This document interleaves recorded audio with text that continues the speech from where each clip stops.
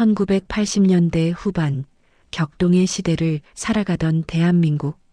서울의 풍경은 그야말로 역동적인 변화의 물결 속에 있었습니다.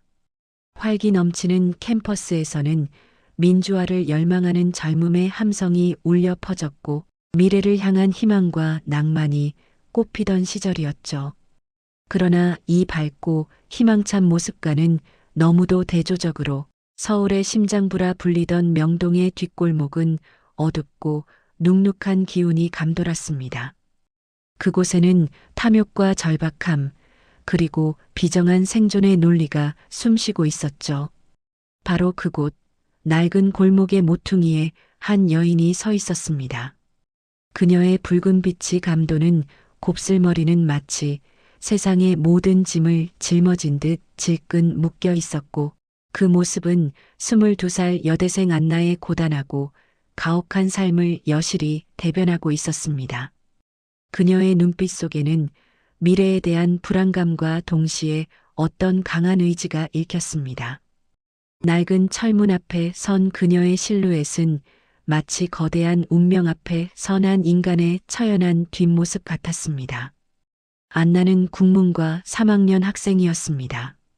또래 친구들처럼 캠퍼스를 거닐며 고전 문학을 논하고 시를 읊으며 풋풋한 사랑과 낭만을 꿈꾸는 것이 그녀의 간절한 바람이자 당연히 누려야 할 특권처럼 느껴졌습니다. 하지만 현실은 그녀에게 단 한 번의 여유도 허락하지 않는 냉혹한 존재였습니다. 불의의 사고로 갑작스럽게 돌아가신 아버지가 남긴 것은 사랑과 추억뿐만이 아니었습니다. 감당하기 힘든 거대한 빚더미는 가녀린 소녀의 어깨를 짓눌렀고, 그 무게는 마치 족쇄처럼 그녀의 발목을 붙잡았습니다. 어린 두 동생들의 학비와 가족의 당장, 먹고 살아야 할 생계를 홀로 책임져야 하는 막중한 임무가 그녀에게 지워졌습니다. 희망이라는 단어조차 사치였던 그 시절, 미래에 대한 모든 청사진이 산산조각 난 것처럼 느껴질 때 그녀의 손에 쥐어진 것은 낡은 신문지 한 귀퉁이에 난 고수익 보장, 비서 구함이라는 짧은 구인 광고지 한 장뿐이었습니다. 흐릿한 글씨 속에는 절박한 안나를 유혹하는 달콤한 약속들이 담겨 있었습니다. 그것은 과연 지옥으로 향하는 초대장이었을까요? 아니면 벼랑 끝에 선 그녀에게 내려진 유일하고도 마지막 구원의 동아줄이었을까요? 그녀는 알 수 없었지만 더 이상 물러설 곳이 없었기에 그 광고지를 꽉 움켜쥐고 주저없이 그곳으로 향했습니다. 안나 깊은 숨을 들이쉬며 심장을 진정시키려 애쓴다. 땀으로 축축한 손으로 낡은 철문을 3번 두드린다. 소리 없는 정적이 흐른다. 다시 한번 용기를 내어 문을 두드린다. 실례합니다. 일자리 광고 보고 왔는데요. 혹시 담당자 계신가요? 삐걱거리는 쇳소리와 함께 녹슨 문이 천천히 열리자 안나의 눈앞에 펼쳐진 광경은 그녀가 상상했던 사무실과는 너무도 다른, 마치 다른 세상 같았습니다. 퀴퀴하고 매캐한 담배 연기가 자욱하게 공간을 메우고 있었고, 깡마른 몸집의 남자들이 삼삼오오 모여 카드놀이를 하거나 탁자에 앉아 묵묵히 담배를 태우고 있었습니다. 그들의 얼굴에는 하나같이 거친 인상과 삶의 고단함이 새겨져 있었고, 온몸에는 흉터가 가득했습니다. 그 살벌한 분위기 속 사무실 가장 안쪽에 놓인 낡은 가죽 의자에는 한 노인이 앉아 있었습니다. 그의 눈빛은 깊이를 알 수 없는 심연처럼 차갑고 날카로웠으며, 주름진 얼굴에는 수많은 세월의 풍파가 그대로 담겨 있었습니다. 그가 바로 명동 사채 시장의 전설이자 동시에 공포의 대상이었던 백 회장이었습니다. 백 회장의 날카로운 눈빛은 문간에 서 있는 안나의 머리끝부터 발끝까지 단숨에 훑어내렸습니다. 이미 수많은 사람들의 희망과 절망, 탐욕과 비극을 보아온 그의 눈에는 안나가 그저 연약하고 세상 물정 모르는 철없는 여대생으로 보였을 뿐이겠죠. 그는 그녀에게서 어떤 특별함도 발견하지 못한 듯 시큰둥한 표정으로 그녀를 바라봤습니다. 백 회장 안나를 훑어보며 마치 벌레 보듯 비웃듯 차가운 목소리로 말한다. 그의 목소리에는 어떤 감정도 실려 있지 않았다. 쯧쯧. 여긴 대학생 따위가 올 곳이 아니다. 꼬맹아, 너 같은 애송이가 발을 들릴 만한 곳이 아니란 말이다. 얼른 집에 가서 따뜻한 밥이나 먹고 엄마 품에서 잠이나 자라. 헛된 꿈 꾸지 말고. 백 회장의 거칠고 차가운 말에 안나의 심장이 쿵하고 바닥으로 떨어지는 듯 했습니다. 마치 날카로운 칼날이 심장을 꿰뚫는 것 같은 고통이 밀려왔습니다. 그러나 물러설 곳 없는 그녀에게 포기란 살아남기 위한 모든 것을 앗아가는 사치였습니다.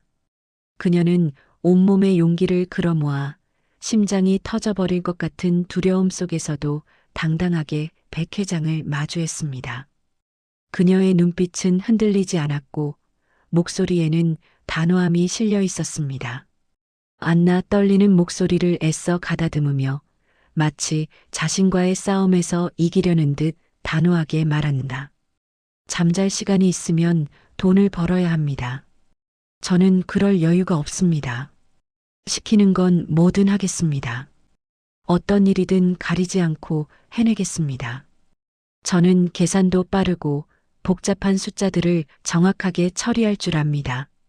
글씨도 또박또박 잘 씁니다. 한 번만, 단 한 번만 저에게 기회를 주십시오. 저를 믿어주십시오. 실망시키지 않을 겁니다. 안나의 굳건한 눈빛에서 보통의 여대생에게서는 찾아볼 수 없는 강인함과 필사적인 절박함을 본 백 회장은 그녀를 시험하기로 마음먹었습니다. 그의 오랜 경험상 절박함은 때로 그 어떤 재능보다도 강력한 무기가 될 수 있다는 것을 알고 있었기 때문입니다. 그는 피식 조소 섞인 웃음을 흘리며 책상 한쪽에 놓여있던 두툼하고 낡은 장부 하나를 안나에게 던지듯 내밀었습니다. 장부 안에는 온갖 기호와 숫자들이 뒤죽박죽 섞여 있었고 엉망진창으로 휘갈겨 쓴 글씨들이 빼곡하게 적혀 있었습니다. 그것은 단순한 장부가 아니었습니다. 명동 바닥의 돈이 어떻게 흘러들어오고 나가는지 수많은 사람들의 피와 땀, 눈물이 엉겨붙은 지옥 같은 기록이자 동시에 그 시대의 어두운 단면을 보여주는 생생한 증거물이었습니다. 그 장부 하나에 수많은 사람들의 인생이 걸려 있었고 한 번의 실수로 모든 것이 무너질 수도 있는 위험한 기록이었습니다. 백 회장 장부를 던지며 무심한 듯 던지지만 그의 눈빛은 안나의 반응을 주시하고 있었다. 이 장부 오늘 안으로 정리해봐. 1시간 준다. 정확하게 정리해야 할 거다. 만약 한 글자라도 틀리거나 오차가 발생하면 약속했던 국물도 없을 줄 알아. 여기서 당장 꺼져야 할 테니. 보통의 사람이라면 그 지저분하고 복잡한 장부를 본 순간 그 자리에서 주저앉거나 도망쳤을지도 모릅니다. 감히 범접할 수 없는 복잡함과 위험천만한 숫자의 향연에 압도당했을 것입니다. 하지만 안나는 달랐습니다. 그녀는 겁먹지 않았습니다. 오히려 그 지독한 숫자의 미로 속에서 알 수 없는 매력을 느꼈습니다. 마치 잃어버린 퍼즐 조각을 찾아 나서는 탐정처럼 그녀의 눈은 마치 보물을 발견한 탐험가처럼 반짝였습니다. 그녀는 곧바로 책상에 앉아 연필을 쥐고 숨소리조차 내지 않으며 장부 속 숫자의 흐름을 쫓기 시작했습니다. 그녀의 손은 망설임 없이 움직였고 그녀의 머릿속에서는 복잡한 계산들이 번개처럼 빠르게 처리되고 있었습니다. 놀랍게도 안나는 불과 30분 만에 복잡하게 얽혀있던 모든 장부를 완벽하게 정리해냈습니다. 단 하나의 오차도 없이, 한치의 흐트러짐도 없이 너무나도 완벽하게 말입니다. 그녀의 뛰어난 집중력과 정확성, 그리고 비범한 숫자, 감각은 백 회장에게 깊은 인상을 남겼습니다. 그에게 안나는 더 이상 그저 돈에 쪼들리는 가련한 여대생이 아니었습니다. 그녀의 붉은 머리카락처럼 강렬한 생명력을 가진 명동사채 시장을 뒤흔들 잠재력을 가진 존재로 보였습니다. 그의 눈빛은 감탄과 함께 새로운 가능성을 엿보는 듯 했습니다. 그렇게 안나는 명동 사채업의 중심지 유네스코 빌딩 지하 어딘가에 자리한 백 회장의 사무실에서 밑바닥 비서로 첫 발을 내디뎠습니다. 붉은 태양이 떠오르는 시간처럼 그녀의 인생에도 거대한 변화의 서막이 오르고 있었습니다. 지옥의 문을 두드린 그녀의 이야기는 이제 막 시작되고 있었습니다. 그녀는 과연 이 거칠고 비정한 명동 바닥에서 살아남을 수 있을까요? 아니, 그 이상으로 이 거대한 사채 시장의 파도 속에서 그녀는 어떻게 자신만의 독특하고 강렬한 꽃을 피울 수 있을까요? 그녀의 앞날은 누구도 예측할 수 없는 미지의 영역으로 펼쳐져 있었고 그 여정은 결코 순탄치만은 않을 것이었습니다. 하지만 그녀는 이미 되돌아갈 길을 잃은 지 오래였습니다. 오직 앞으로 나아갈 길만이 그녀 앞에 놓여 있었고 그 길은 피와 땀 그리고 어쩌면 눈물로 얼룩질지도 모를 길이었습니다. 그녀의 선택이 어떤 결과를 가져올지 아무도 알 수 없었습니다. 하지만 한 가지 확실한 것은 안나가 평범한 삶을 뒤로하고 스스로 명동이라는 거친 무대에 뛰어들었다는 사실이었습니다. 그녀의 붉은 머리처럼 강렬한 운명이 시작된 것입니다. 일은 곧했습니다. 사람들의 비명과 눈물이 일상이었지요. 매일같이 쏟아지는 비난과 원망 속에서 안나는 자신 안에 있던 마지막 연약한 감정마저 지워내야만 했습니다. 낡은 옷을 입고 돈에 쪼들리던 과거의 안나는 더 이상 존재하지 않았습니다. 그녀는 마치 허물을 벗어던진 뱀처럼 과거의 자신을 버리고 새로운 존재로 거듭나야 했습니다.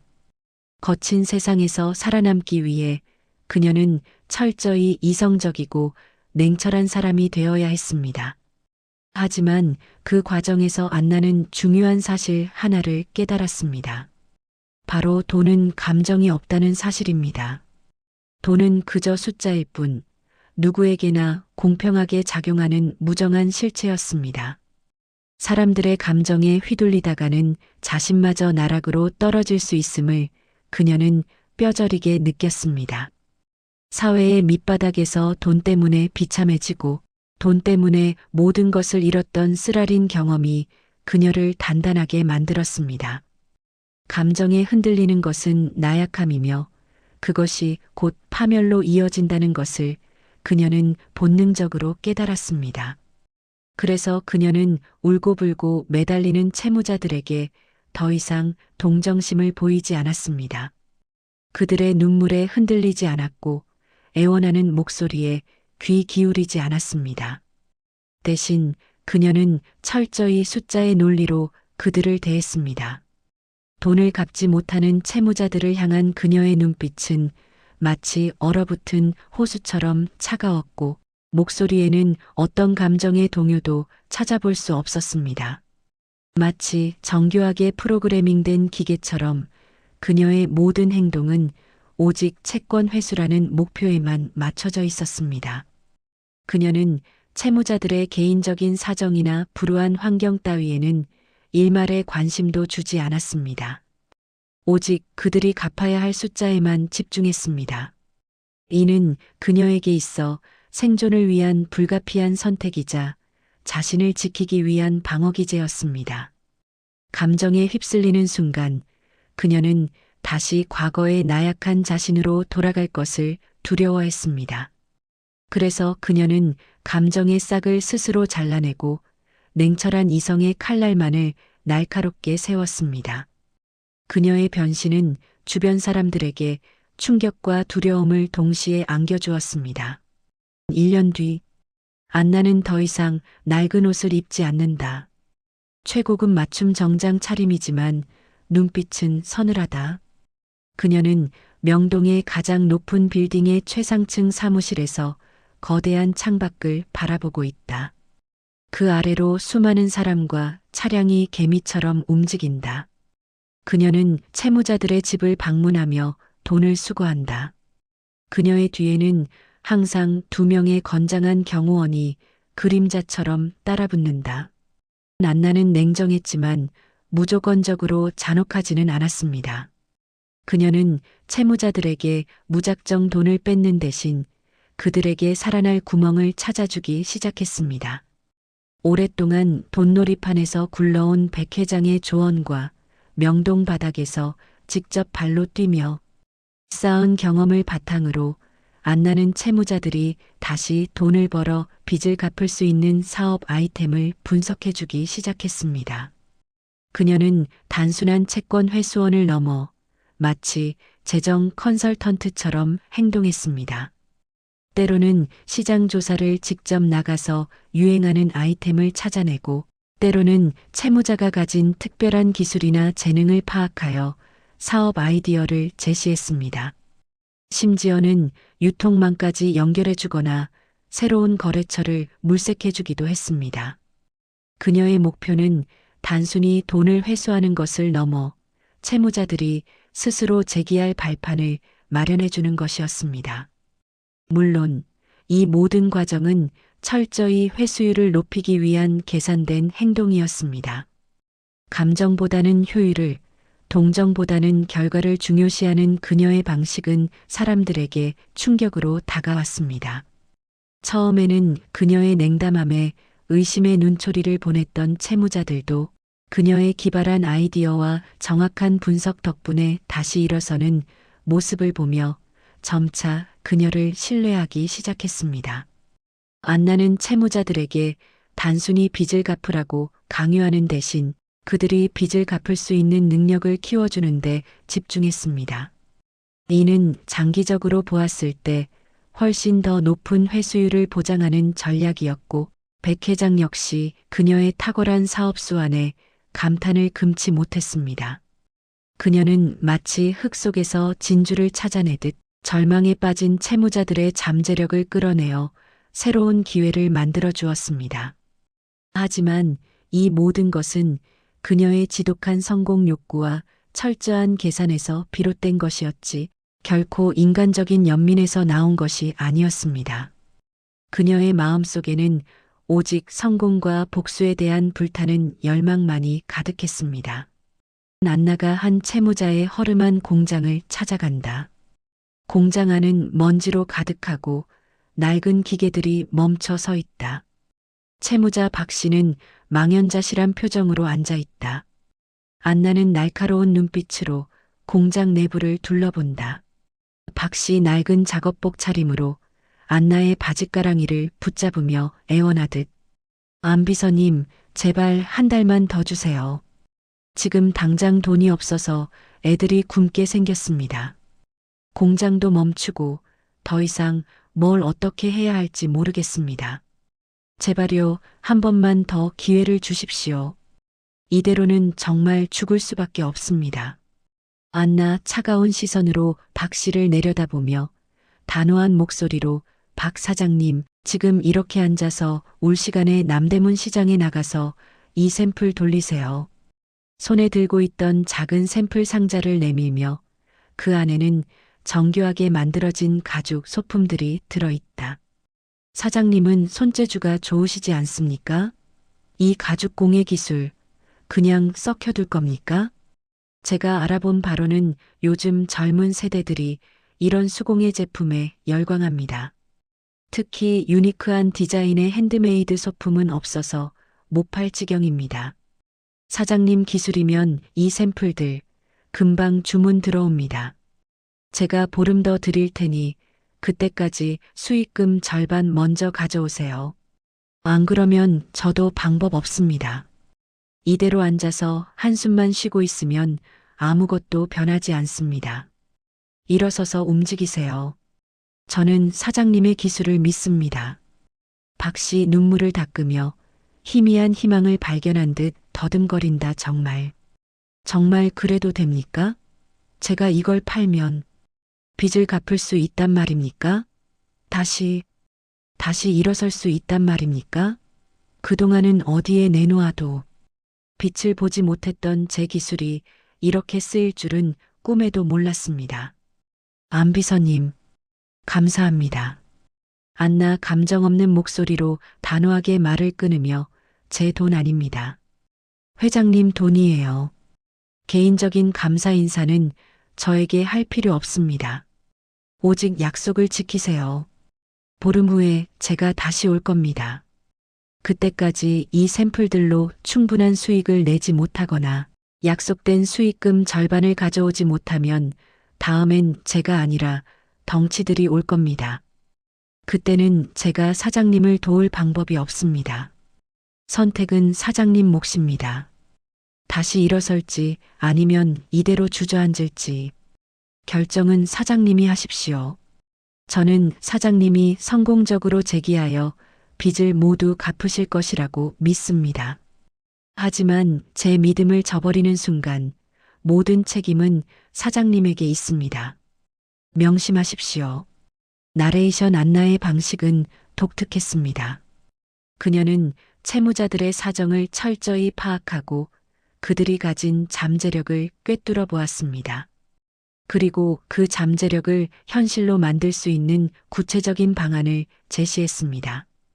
단순히 빚 독촉만 하는 것이 아니라 빚을 갚을 수 있는 생산적인 기회를 제공함으로써 채무자 스스로가 문제 해결의 주체가 되도록 유도했습니다.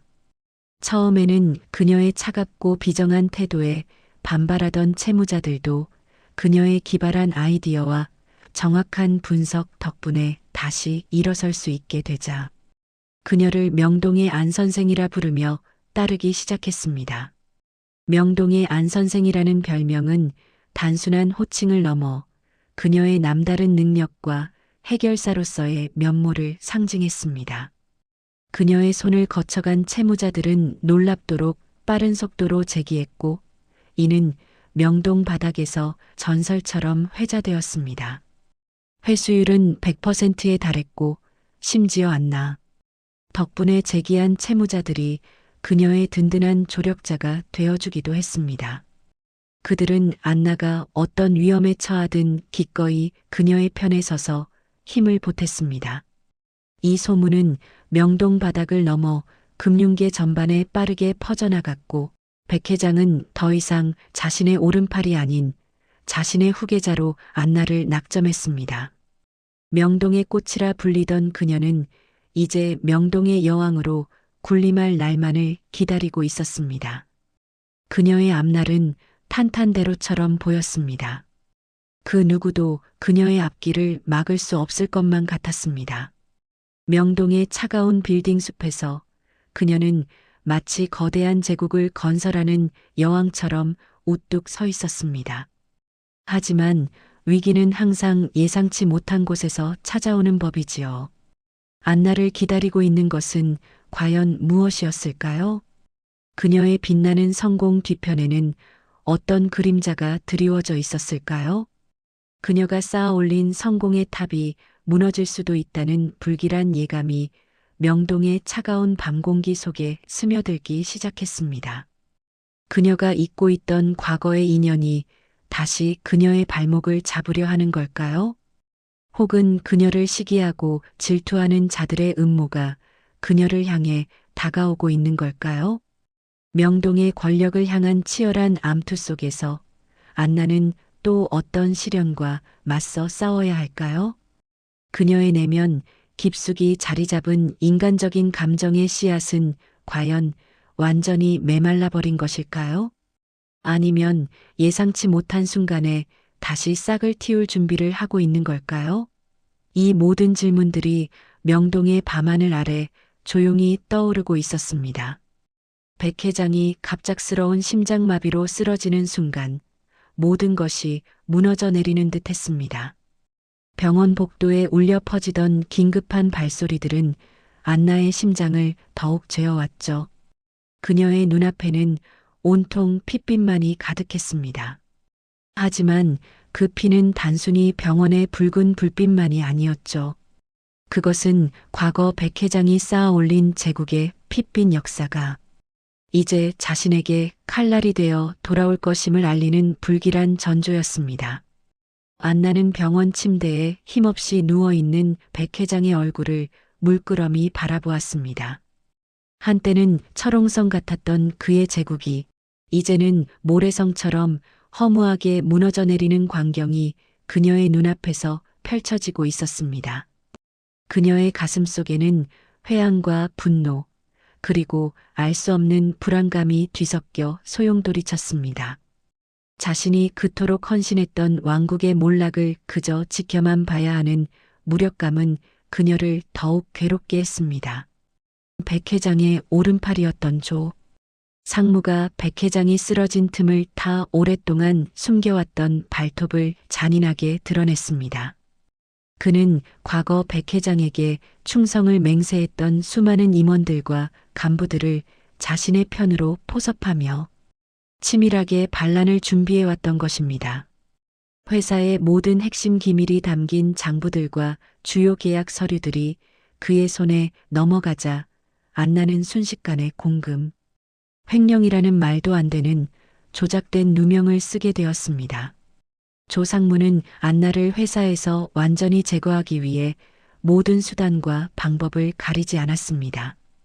과거 안나가 회사에 기여했던 모든 공로들은 하루아침에 지워졌고 그녀는 배임과 횡령의 주범으로 몰려 매도당했습니다. 믿었던 사람에게 등 뒤를 칼로 찔린 듯한 배신감과 자신이 쌓아 올린 모든 것이 한순간에 부정당하는 비참함은 칼에 베인 상처보다도 훨씬 깊고 쓰라렸습니다. 세상은 안나를 향해 손가락질했고 언론은 그녀를 파렴치한 범죄자로 낙인 찍었습니다.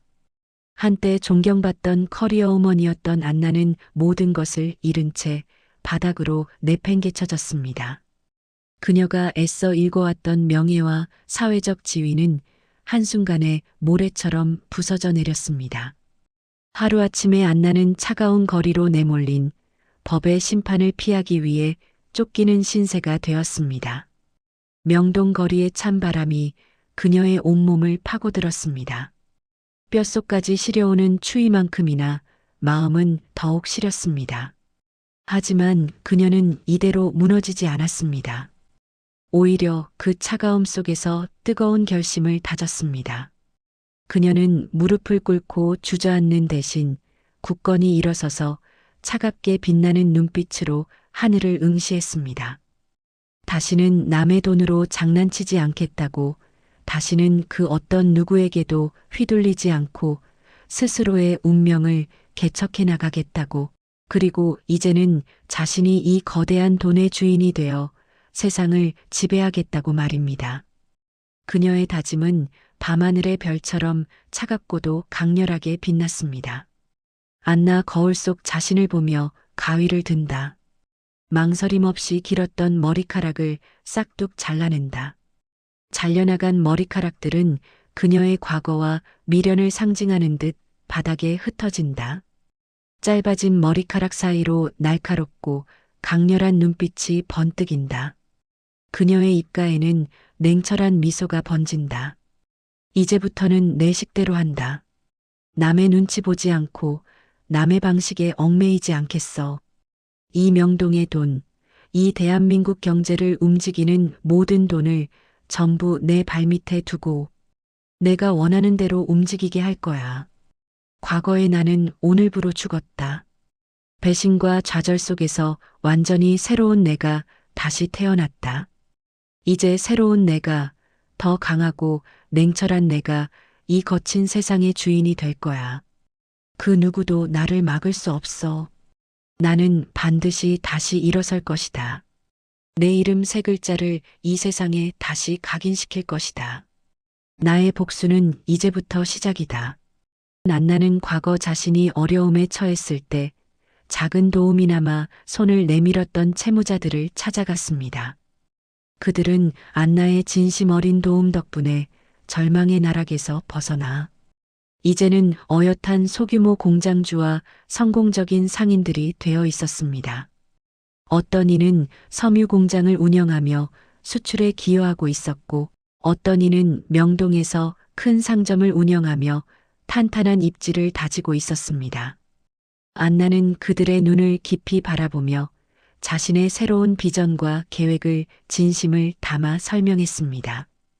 그녀는 단순한 돈벌이가 아닌 함께 성장하고 부를 창출할 수 있는 혁신적인 방안을 제시했습니다. 그것은 바로 그들의 신용을 담보로 사설 펀드를 조성하는 것이었습니다.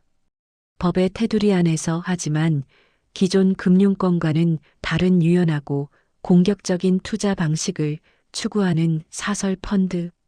이는 당시로서는 매우 파격적이고 위험천만한 시도였지만 안나는 이들의 신뢰와 자신의 탁월한 금융 감각을 믿었습니다.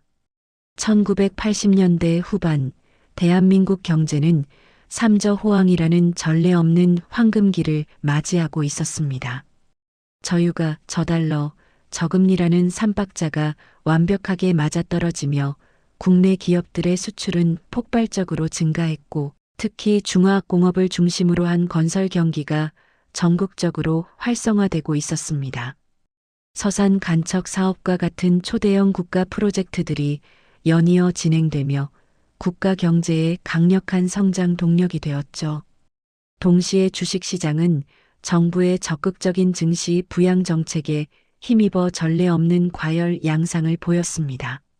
1985년부터 시작된 주가 상승은 현대자동차와 같은 대형 제조업체들을 선두로 이후 금융, 건설, 무역 등 이른바 트로이카 업종으로 확산되며 전 국민적인 투자 열풍을 불러일으켰습니다. 주식 투자는 더 이상 일부 부유층만의 전유물이 아니었으며 많은 중산층과 서민들도 주식 시장에 뛰어들어 국민주 열풍에 동참했습니다. 이러한 투기적인 분위기 속에서 1989년에는 코스피 주가지수가 역사상 처음으로 1000포인트를 돌파하는 기염을 토했습니다. 이러한 시대적 흐름과 거대한 경제적 기회를 누구보다 정확하고 냉철하게 읽어낸 안나는 주저하지 않았습니다. 그녀는 채무자들의 신뢰와 자신이 가진 탁월한 금융 통찰력을 바탕으로 과감하고 공격적인 투자를 시작했습니다. 그녀의 전략은 매우 명확하고 단순하면서도 치밀했습니다. 아직 시장에서 저평가된 우량 건설주와 수출, 성장주들의 잠재력을 최대한 끌어내어 단기간에 막대한 수익을 창출하는 것이었습니다. 그녀는 단순히 돈을 불리는 것을 넘어 대한민국 경제, 성장의 거대한 파고에 몸을 던져 그 파도를 역이용하여 자신만의 거대한 부를 쌓아 올리려 했습니다. 매일 밤낮 없이 신문과 경제 보고서를 분석하고 세계 경제의 동향과 국내 산업의 흐름을 꿰뚫어 보기 위해 모든 정보의 촉수를 곤두세웠습니다. 그녀는 시장의 미세한 움직임과 투자자들의 심리까지도 읽어내는 날카로운 매의 눈으로 변해 있었습니다. 그녀의 사무실은 잠들지 않는 전쟁터와 같았습니다. 밤늦도록 불이 꺼지지 않았고 수많은 경제 지표와 차트들이 그녀의 손끝에서 분석되고 예측되었습니다. 안나는 과거의 상처와 배신, 그리고 세상의 냉대와 조롱을 동력 삼아 거대한 자본의 세계에서 자신만의 확고한 제국을 건설하기 위한 첫걸음을 내디딘 것입니다. 세상은 그녀를 조롱하고 비난했지만 안나는 그 모든 시련을 발판 삼아 보란 듯이 성공을 향해 거침없이 나아가기 시작했습니다. 그녀의 복수는 이제 막 대단원의 서막을 올린 것이었습니다. 그녀의 발자취는 곧 대한민국 경제사의 한 페이지를 장식할 전설적인 이야기가 될 것이었습니다. 안나는 과거의 아픔을 딛고 일어서 이제는 아무도 무시할 수 없는 거대한 존재로 성장할 준비를 마친 것입니다. 그녀의 눈빛에는 더 이상 슬픔이나 두려움이 없었습니다.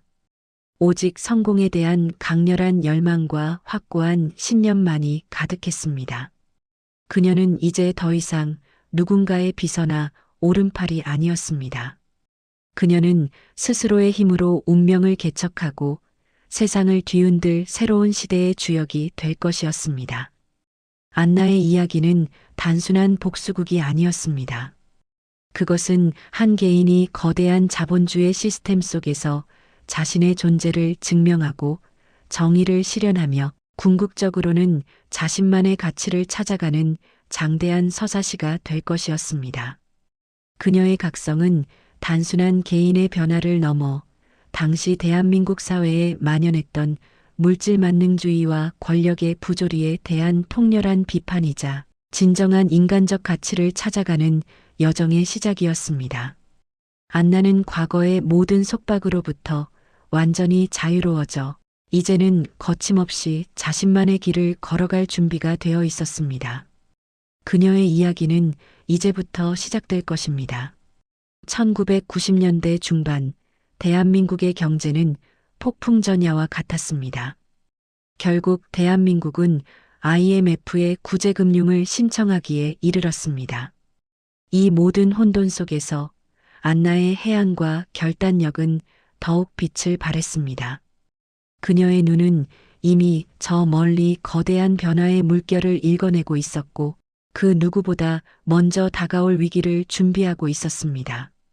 그녀의 움직임 하나하나는 시장의 흐름을 바꾸는 거대한 힘이 되었고 대한민국 경제계의 모든 이들은 그녀의 입에서 나올 한마디 한마디에 촉각을 곤두세웠습니다. 이제 그녀는 안 회장으로 불리며 단순한 금융인이 아닌 경제 전반에 막대한 영향력을 행사하는 거목으로 성장해 있었습니다. 화려한 강남의 빌딩 꼭대기. 안나는 이제 안 회장이라 불린다. 대한민국 경제계의 거물들이 그녀의 입을 주목한다. 안나의 정보력과 결단력은 상상을 초월했습니다. 그녀는 대기업들의 숨겨진 부채와 부도 위험을 미리 감지하고 한 발 앞서 위기를 피했습니다. 성장 가능성이 무궁무진한 벤처 기업에 과감하게 투자했습니다. 금모으기 운동으로 국민들이 자발적으로 외환위기 극복에 힘을 보태던 그 아픈 시기에도 안나의 자산은 오히려 더욱 견고해지고 가치를 더해갔습니다. 그녀가 움직이면 시장의 금리가 요동쳤고 그녀의 한마디 한마디는 곧 시장의 예측을 뛰어넘는 예언이 되었습니다. 이제 그녀는 단순히 돈을 빌려주는 고리대 금업자가 아니라 대한민국 경제의 큰 흐름을 주도하는 큰 손이 되었습니다. 그녀의 손길이 닿지 않는 곳이 없을 정도로 안나는 명실상부 대한민국 경제계에 살아있는 전설이 되어 있었습니다. 경제수장들은 그녀의 지혜를 구했고 기업 총수들은 그녀의 한마디에 희비가 엇갈렸습니다. 그녀의 명성은 명동의 여왕을 넘어 대한민국 경제 전체를 움직이는 여왕으로 불리기에 충분했습니다. 경제수석 안나 앞에 고개를 숙이며 다급하고 조심스러운 어조로 의장님, 송구하오나 잠시 시간을 할애해 주실 수 있겠습니까? 나라의 중대사를 의장님께 여쭙고자 이렇게 찾아뵈었습니다. 현재 추진 중인 국책 사업에 예상보다 막대한 자금이 필요한 상황입니다. 국가 경제의 재건과 미래 성장을 위한 핵심 사업이기에 반드시 성공적으로 마무리되어야 합니다. 하지만 현재 국고가 녹록지 않아 어려움이 많습니다. 의장님의 현명한 판단과 선처를 구하고자 이렇게 염치불구하고 찾아뵈었습니다. 부디 이 위기에서 나라를 도와주십시오. 의장님의 도움이 절실합니다. 안나 최고급 명차에서 우려낸 차를 마시며 여유롭지만 단호한 눈빛으로 경제수석을 응시하며 국가의 중요한 사업이라면 당연히 성공적으로 추진되어야 하겠지요. 저는 언제나 이 나라의 안녕과 발전을 기원하는 마음 변치 않고 있습니다. 나라를 돕는 일인데 당연히 협조해야죠. 허나 세상에 공짜는 없는 법. 저 역시 오랜 시간 이 차가운 시장에서 피땀 흘려 지금의 자리에 올랐습니다. 저의 도움에는 반드시 합당한 조건이 따를 것입니다. 지금 이 나라는 외환위기로 인해 수많은 국민들이 일자리를 잃고 삶의 터전을 잃었습니다. 돈은 그저 숫자에 불과합니다. 하지만 그 돈이 누구에게 쓰이느냐에 따라 그 가치는 천지 차이로 달라집니다. 저는 이 자금을 단순히 국가 사업에만 투입하는 것을 원치 않습니다. 실직자들을 위한 재기 펀드 조성에 정부도 적극적으로 동참하고 실질적인 지원책을 마련해 주십시오. 한번 무너진 사람들에게 다시 일어설 기회를 제공하는 것, 그것이야말로 국가가 해야 할 가장 중요한 역할입니다. 돈은 사람을 살리는 데 써야 비로소 진정한 가치를 바라는 법이니까요. 국가의 재건은 경제적 지표만으로 이루어지는 것이 아닙니다. 고통받는 국민들의 삶을 보듬는 것이야말로 진정한 의미의 경제 회복이 아니겠습니까?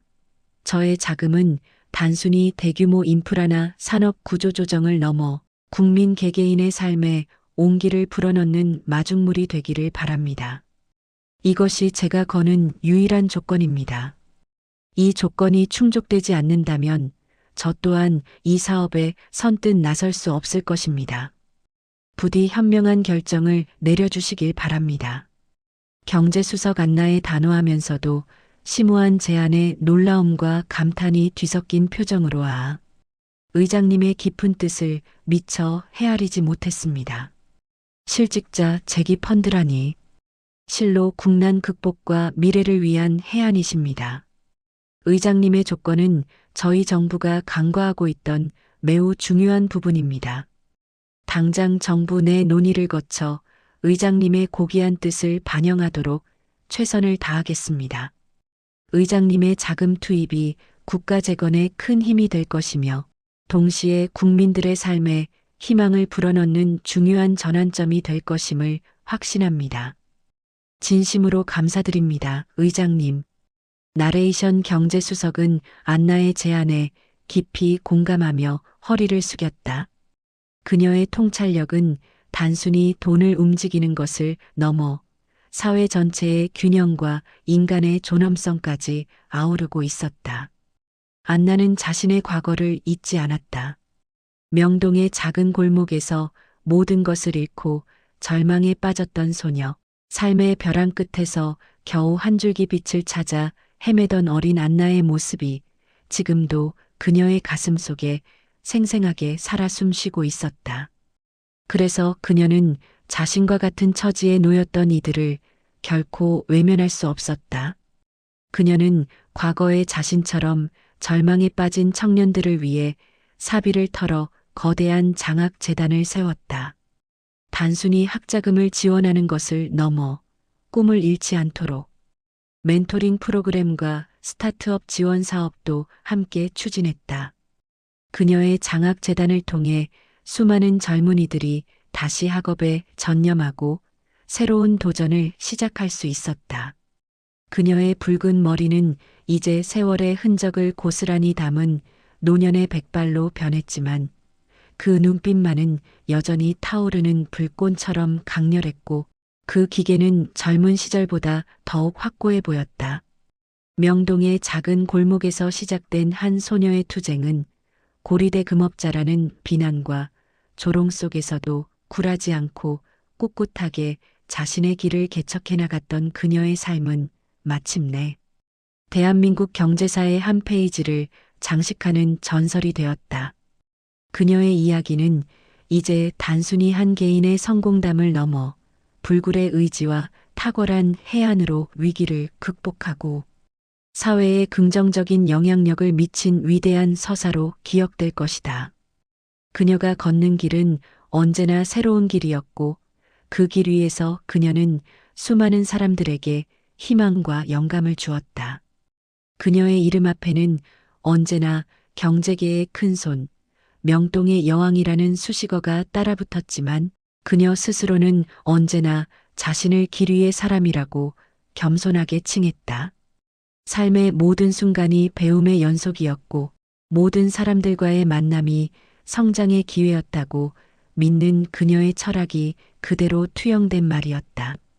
그녀는 돈의 가치보다 사람의 가치를 더 중요하게 여겼고 그 신념은 그녀의 모든 행적에 고스란히 담겨 있었다. 많은 경제학자들과 경영 전문가들이 안나의 성공 비결을 분석하려 했지만 그 누구도 그녀의 깊은 통찰력과 인간적인 면모까지 완벽하게 이해할 수는 없었다. 그녀는 단순한 자본가가 아니었다. 그녀는 시대의 아픔을 이해하고 그 아픔을 치유하려 노력했던 진정한 사회적 기업가였다. 이제 내 역할은 여기까지.